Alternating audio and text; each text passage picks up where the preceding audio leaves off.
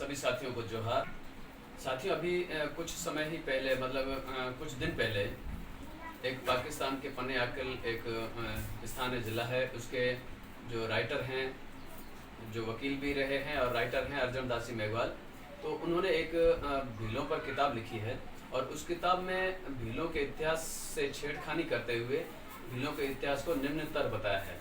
मेरे कहने का तात्पर्य यह है कि भीलों के इतिहास को बहुत ही गलत तरीके से बिना किसी प्रमाण और तर्क के गलत पेश किया है, जिससे सिंध के भीलों की या पाकिस्तान के भीलों की ही भावनाएं आहत नहीं बल्कि पूरे संसार के भीलों की भावनाएं आहत हुई है, जिसका हम पुरजोर शब्दों में विरोध भी करते हैं। तो साथियों, ये जो है किताब, इस किताब का मतलब इसको इकट्ठा होना चाहिए वापस और इन सभी किताबों पर बैन लगना चाहिए। ये सभी किताबें हो सके तो इनको आग लगा करके ख़त्म किया जाना चाहिए, क्योंकि ये भीलों के इतिहास के साथ में इन्होंने बहुत ही गंदी हरकत की है।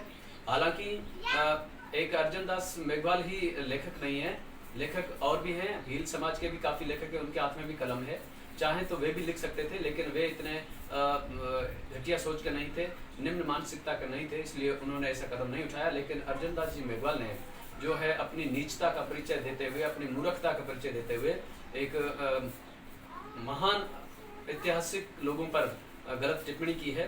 तो मैं अर्जन दास जी मेघवाल से उनको कहना चाहूँगा कि आप अपना ज्ञान थोड़ा दुरुस्त करें, क्योंकि आपको पता होना चाहिए कि ये भील कौन है, भील है कौन।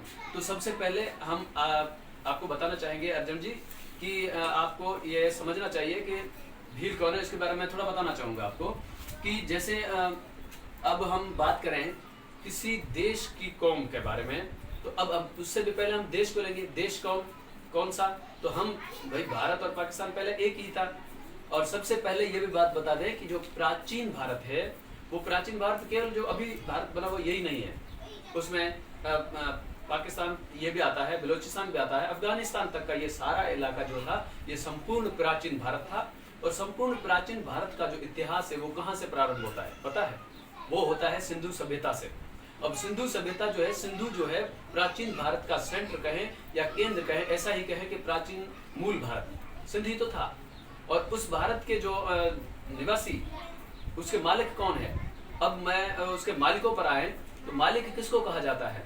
जब कोई भूभाग, कोई देश या कोई जगह खाली पड़ी होती है, वहाँ पर कोई भी इंसान नहीं आता है, रहता है, तो उस पर सबसे पहले कहीं से भी आकर के जो बसने वाला होता है वही उस देश का मालिक होता है, क्योंकि उसको उस देश का जल, जंगल और जमीन का मालिक माना जाता है। मालिक शब्द को ही आदिवासी कहा जाता है। आदिवासी शब्द का अर्थ है सबसे पहले आकर के उस खाली पड़े भूभाग पर रहने वाला, मूल मालिक, आदिवासी या मालिक, ऐसा कुछ भी कहें। तो वो कौन थे? तो सबसे पहले आपको बताएं कि जब ये पूरा भारत का, जो प्राचीन भारत का एरिया था, ये खाली पड़ा था, तब सबसे पहले यहाँ पर आकर के रहे निग्रो जाति के लोग, निग्रो। उसके बाद में दूसरा जत्था कौन आया? दूसरा जत्था ऑस्ट्रोलॉइड आए। इन दोनों का संबंध हुआ, आपस में रोटी बेटी का व्यवहार हुआ, उससे एक जाति बनी, उससे एक नस्ल बनी, उसको आग्नेय कहा गया है। आग्नेय क्योंकि उन्होंने सबसे पहले अग्नि का आविष्कार किया था, अग्नि की खोज भीलों ने की थी, तब उनको आग्नेय कहा और जिस जगह पर वो रहे उसको आग्नेय दिशा कहा। तो अब मैं मैं ऐसे ही बात नहीं कर रहा हूँ अपने हिसाब से। आप ये देखें, ये किताब है सिंधु घाटी सभ्यता के सृजनकर्ता शूद्र और वणिक डॉक्टर नवल वियोगी हैं, और इस किताब में कुछ इन्होंने प्रमाण दिए हैं। ये जो मैं कह रहा हूँ इसके हजारों प्रमाण भी आपको मिल जाएंगे और भी कहीं मिल जाएंगे, तो आप अपना ज्ञान थोड़ा दुरुस्त करें। इसमें देखिए J.H. हटन ने अपनी किताब का मैं नाम बता रहा हूँ, पृष्ठ भी बता रहा हूँ, कास्ट इन इंडिया, पृष्ठ संख्या अध्याय 1 पृष्ठ संख्या 7, उस पर उन्होंने लिखा है कि द्रविड़ों से पहले यहाँ हबशी प्रकार की जातियां निवास करती थी। सबसे पहले अफ्रीका से निग्रो प्रकार की जातियों ने ही भारत में प्रवेश किया। अब निग्रो और हबशी एक ही जाति को कहा जाता है। तो उसके बाद यहाँ ऑस्ट्रेलियन प्रकार की जाति आई। इससे पहले मैं भी यही बता रहा हूँ, पहले निग्रो आए, उसके बाद में ऑस्ट्रेलियन आए। अब ऑस्ट्रेलियन और निग्रो का जब संपर्क हुआ तो उनसे आग्नेय जाति बनी।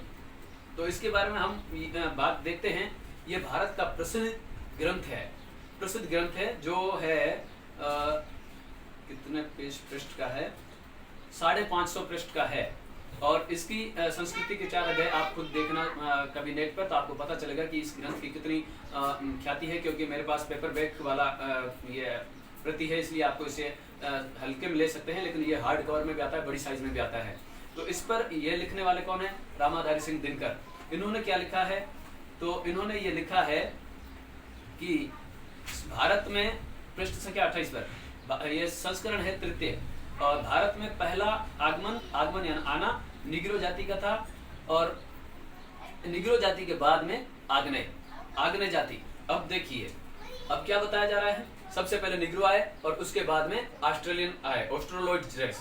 अब निग्रो और ऑस्ट्रोलॉइड रेस का आपस में वैवाहिक संबंध हुआ, उससे जो नस्ल बनी उसको आग्नेय कहा, क्योंकि उन्होंने अग्नि की खोज की थी। लेकिन उसी आग्नेय को ही फिर प्रोटो ऑस्ट्रोलॉइड रेस भी कहा जाता है, क्योंकि निग्रो जो है वो धीरे धीरे लगभग उनका वंश लगभग खत्म ही हो गया था, लेकिन अब वो आग्नेय जाति ही चलने लगी थी।